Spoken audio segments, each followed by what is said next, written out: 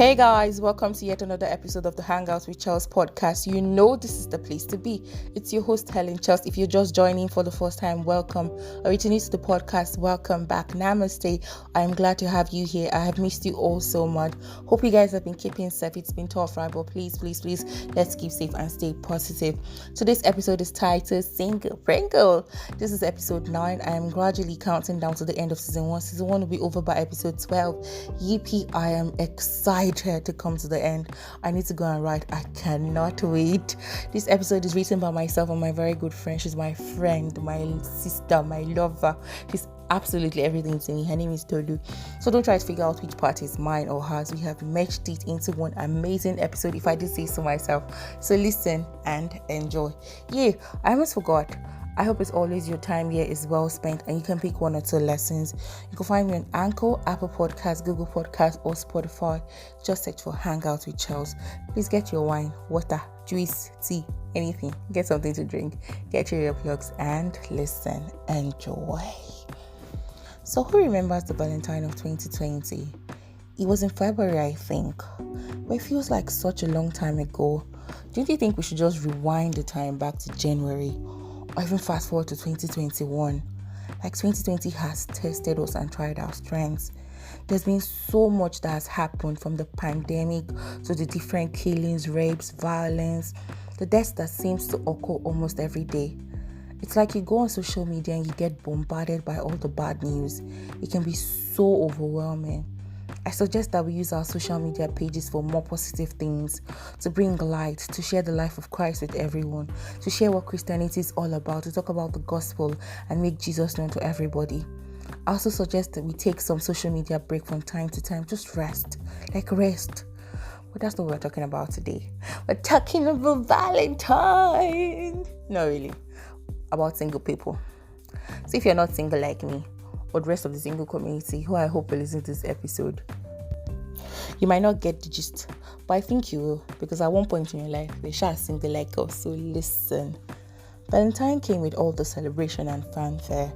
It was absolutely beautiful and breathtaking to see what people had planned out for their loved ones. It made you wish you had someone who loved you and showed it. Now this is the place where I'll tell you that you already have the best lover of all. So don't let anyone make you feel less of who you are, because there's no being inside. Yippee! Your God isn't just a father. He isn't just the Lord of Lords, Kings of Kings, El Shaddai, Adonai, or any title or name you call him by. He's a lover. He's the lover of your soul. He loves you with a love that defies description or understanding. What do you call leaving the 99 to chase after the one? You being that one. That is love in its purest form. Now back to Valentine. Love was in the air and it was so palpable. Everywhere resplendent in red and white. Balloons, cake, name it. Social media agog with beautiful videos and pictures, tensioning us to single people. I remember seeing a tweet around that time that said that those that were single should gather and answer the name Singlets. It was hilarious, and I went around telling everyone who I knew was single at that time that their new name should be Singlet. Then I heard the song. Now, I can't sing to save my life, but I will try. So just take the message and ignore the voice. And if you come after me for the voice, I'm going to block you. Yes, I said it in a public forum. So listen. Valentine is coming. Where is your boyfriend? You were sitting at home, lonely. Your mates are getting flowers. You were sitting at home, lonely. I sang the life out of the song. Not because I had a boyfriend, but because sulking about the fact that I did not have one wasn't going to change things. Yeah, I'm not much about stuff like that though. And guess what new version of the song I had? Valentine is coming. You don't need a boyfriend. You don't need a girlfriend. All you need is Jesus, yeah? All you need is Jesus, yeah? All you need is Jesus.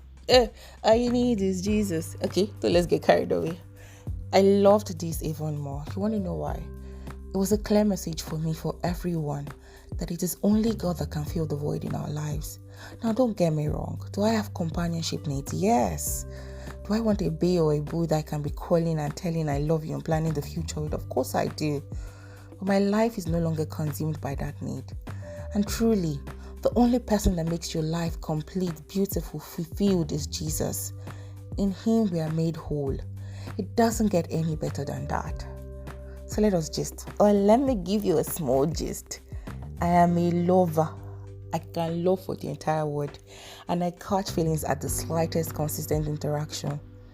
With the ability to love deeply and easily comes the ability to feel hot and the need to learn how to detach. Another fact about me is I'm a dreamer. And with my love for books comes the ability to see clear pictures in my mind. I remember when I carried marriage on my head because it was a national anthem being sung everywhere, even at home. And because I could see pictures in my head, everyone I met, I dissected and did the list check to see if they fit in with what I had pictured the potential spouse to be like. And it colored all of my interaction with people. I remember this one time at work. I was at my desk looking very serious.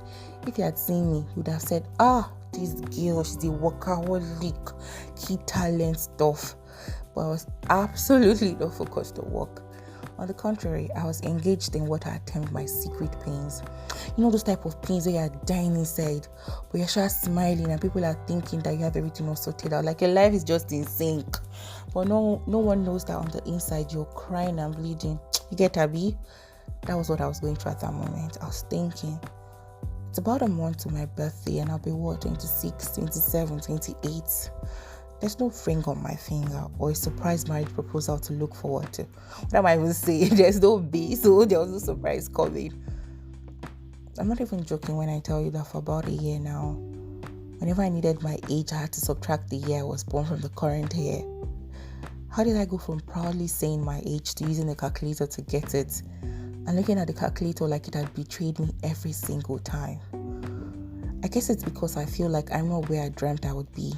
If life went according to the plans I laid out, I would have been married, say, 5-6 years ago. I'm planning to stop childbearing now, or doing my 1 more for the road. But 6 years down the line, and I've successfully put up the front of not caring. Just so I'm not overly disappointed when it doesn't happen as quickly as I want it to. Those who used to ask have now turned their questions to prayer points. I look around and I see my friends living their lives with their spouses, saying my husband at every given opportunity, some with 2 or 3 kids, and I wonder if it will ever happen for me. Like now, I have joined the God when no gang. I wonder. I reluctantly acknowledge that some of these my friends will most likely say I had it all. A good job, a car, relatively good pay. I need more dough. A great family, friends who cared, businesses, and life was generally good. So what does it matter if the husband is delaying, right? A few of them are no longer with the spouse. Some are in pains but also putting up fronts. And I give myself a soft knock on the head. There's no need for the self-pity. What I found out is that sometimes, a lot of times, life doesn't go according to our well-laid plans, but according to God's. It's taking an intentional stepping back and just living my life to stop coloring people with a certain paintbrush. I have learned, and I'm still learning now, to check my motive for the interactions I have with people in this season of being a single Pringle. Then I stumbled at Adelola's post on 5 reasons why she was still single Pringle. I'm going to put her Instagram handle in the show note. You all should follow her. The reasons are as follows. 1, is God there? There's no need to be in a relationship where God isn't present. Your peace of mind is important. Is this relationship God's will for your life? Or are you always asking yourself, where's God in your relationship? 2, I want to make an omelette. We cannot be unequally yoked. People need to be on the same spiritual wavelength. Do you share the same values with this other person? 3, this isn't an idol audition. God before self, God before the bae, so that the relationship isn't an idol. Like you're not placing this bae, this spouse, this boyfriend, this girlfriend above God, right? It's God first for both of you. 4, purpose over pleasure. Are we ready to walk in purpose? Do we understand the gravity of our assignment on earth, and are we going to be obedient to it? It's not when the time comes for your spouse to walk in purpose and you begin to say, this isn't what I signed up for. Finally, leveling up takes time. Now, this is one I am quite familiar with. The leveling up takes time. This season is a season to learn, so chill and stop counting biological clock. The question is this: has your character been molded? Have you submitted to God?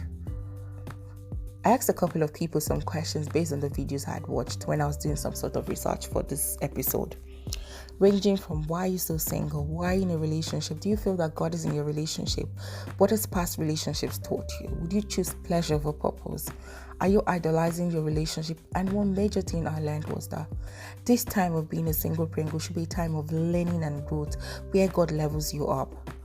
I stumbled on a prayer. I stumbled on a lot of things, Abby. But when you read a lot, you stumble on things. The author is unknown, but it is attributed to Saint Anthony of Padua. I'm going to read it. It clearly captures for me how God wants us to relate with Him. It's titled, Be Satisfied with Me. Here it goes. Everyone longs to give themselves completely to someone, to have a deep soul relationship with another, to be loved thoroughly and exclusively. But to a Christian, God says, no, not until you're satisfied, fulfilled and content with being loved by me alone, with giving yourself totally and unreservedly to me, with having an intensely personal and unique relationship with me alone, discovering that only in me is your satisfaction to be found, will you be capable of the perfect human relationship that I have planned for you. You will never be united to another until you are united with me, exclusive of anyone or anything else, exclusive of any other desires or longings. I want you to stop planning, to stop wishing, and allow me to give you the most thrilling plan existing, one you cannot imagine. I want you to have the best. Please allow me to bring it to you. You just keep watching me, expecting the greatest things. Keep experiencing the satisfaction that I am. Keep listening and learning the things that I tell you. Just wait. That's all.